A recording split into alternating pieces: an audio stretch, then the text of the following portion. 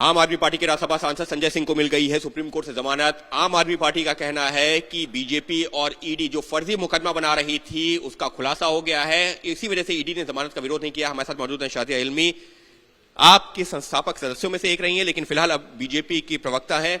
शाजिया, संजय सिंह को जमानत मिल गई है, ईडी और बीजेपी जो केस बना रही थी, फर्जी केस जिसको आम आदमी पार्टी करार दे रही है, उसका खुलासा हो गया सुप्रीम कोर्ट में। देखिए, कम से कम ये तय हो गया है कि कोर्ट्स ही तय करती हैं बेल या जेल। जो लगातार भाजपा पर, मोदी जी पर इल्जाम लगाए जा रहे थे वो कितने झूठे थे, ये तो सबसे पहले मैं बता दूं, इसका प्रमाण है। दूसरी बात हो रही है मनी ट्रेल की।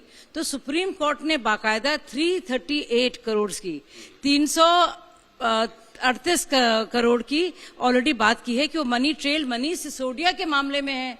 तो अगर आप इसको सिर्फ राहत के तौर पर नहीं, जश्न के तौर पर आप देख रहे हैं, तो आप यानी कि मान रहे हैं इस बात को कि बाकायदा मनीष सिसोदिया संलिप्त हैं, क्योंकि ये बात तो सुप्रीम कोर्ट में कि बाकायदा कही है उनके कमेंट्स में। तो अब ये सोचने वाली बात है, अगर आप इसमें जश्न मनाना चाह रहे हैं और इस बेल को अक्विटल की तरह से सेलिब्रेट करना चाह रहे हैं, तो आपको ये भी सोचना होगा कि आपको उनका भी मातम बनाना पड़ेगा, क्योंकि वहां पे बाकायदा मनी ट्रेल एस्टैब्लिश हुआ है जिसका जिक्र सुप्रीम कोर्ट में शुरुआती तौर में प्रेडिकेट ऑफेंस के तौर पे जिसको देखा जाता है, जिसकी बाद में जांच होती है। और बार बार मैं आम आदमी पार्टी के लोगों से सुनती रहती हूँ पीएमएलए के बारे में कि अक्यूज माना जाए प्रिज्यूम जब तक गिल्टी नहीं होता है। तो ये किसने बनाया था कानून? इसमें जो इतने स्ट्रिंजेंट ड्रकोनियन टर्म्स जो थे, जो बहुत खतरनाक माने जाते हैं, जो एक्सेसिव माने जाते हैं, वो तो चिदम्बरम जी ने, उनसे जाके पूछिए आप, और यूपी सरकार से पूछिए, उनके साथ तो वो तो बात सही है। लेकिन आम आदमी पार्टी ये कह रही है कि ईडी का केस इतना कमजोर था कि जब सुप्रीम कोर्ट से पूछा कि आपने अब तक रिकवर किया, क्या रिकवरी क्या है, संजय सिंह को क्यों जेल में रखा जाए, उनके पास जवाब नहीं था। तो उसी तर्क से, क्योंकि ईडी का मामला कमजोर था, इस वजह से उनको बेल हुई। यानी कि ईडी का मामला बहुत ही पुख्ता है और सॉलिड है, इस वजह से मनीष जी को बेल नहीं हुई। तो अगर आप एक को मान रहे हैं कि वो मासूम है, तो बाकी यानी कि दोषी हैं, बात साफ है। लेकिन सबके बीच में आम आदमी पार्टी ये कह रही है कि अगर सुप्रीम कोर्ट इस पर विस्तार से सुनवाई कर देती है, ईडी विरोध करती जमानत का, तो फिर ये पूरा केस सुप्रीम कोर्ट में ढह जाता, जो कि ईडी को समझ में आ गया, इसी वजह से विरोध नहीं किया। ऐसा कुछ भी नहीं है, और बाकायदा ईडी ने इस पर कोई ऑब्जेक्शन नहीं लिया है। और ये साफ दिखाता है कि अगर ईडी के पास उस तरह के मटेरियल नहीं है जो कॉन्क्रीटली एस्टैब्लिश करता है मनी ट्रेल को, तो कोर्ट अपना इंटरवीन करती है।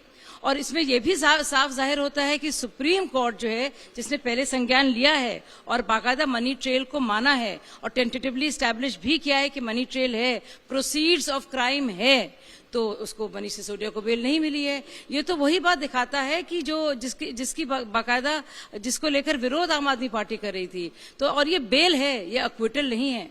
अभी जांच पड़ताल अभी भी जारी है। लेकिन आम आदमी पार्टी कह रही है शेर बाहर आ गया है, संजय सिंह बाहर आ गए, जल्दी अरविंद केजरीवाल और मनीष सिसोदिया भी आ जाएंगे। देखिए, ये तो बहुत ही फिक्र की वजह है। अब मैं आप बताऊं, क्योंकि मैं पुरानी आंदोलन की भी साथी रही हूं, मैं पहले दिन से आई हूं और सबसे पहले आम आदमी पार्टी से निकलने वाली भी मैं ही हूं। तो मैं आपको बता दूं, उनके आने से तो और खलबली मच गई है।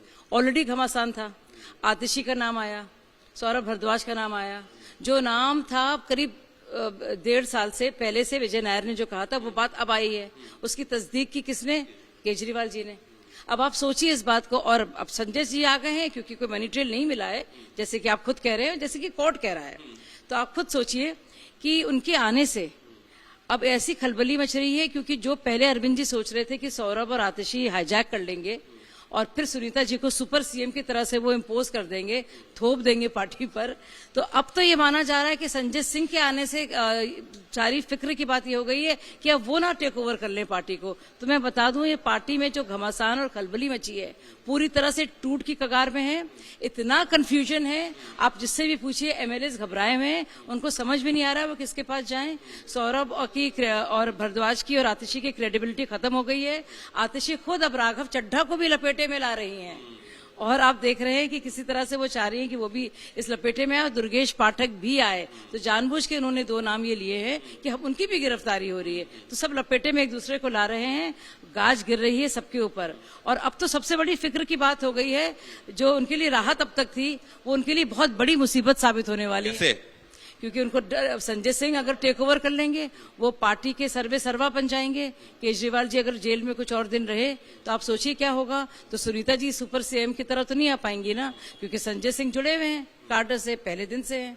तो जाहिर सी बात है जो उनकी जो पकड़ पार्टी पे है वो बहुत ज्यादा मजबूत है। यानी साफ तौर पर शातिरा इल्मी का एक बड़ा बयान कि संजय सिंह की राहत जो है पार्टी में घमासान भी मचा सकती है, क्योंकि जिस तरीके से पार्टी में मुमकिन है कि दो धड़े बन जाएं और जो अरविंद केजरीवाल फिलहाल अभी जो है न्यायिक हिरासत में है, वो जो उनकी पत्नी को सुपर सीएम बनाने की बात हो रही थी, मुमकिन है कि संजय सिंह के बाहर आने के बाद में उस प्लान पे भी जो है पानी फिर जाए। इस तरीके के गंभीर आरोप या ये कहा जाए कि दावा कर रही हैं शातिरा इल्मी, जो इस आंदोलन से शुरुआत से जुड़ी रही हैं और आपकी संस्थापक सदस्यों में से एक रही थी।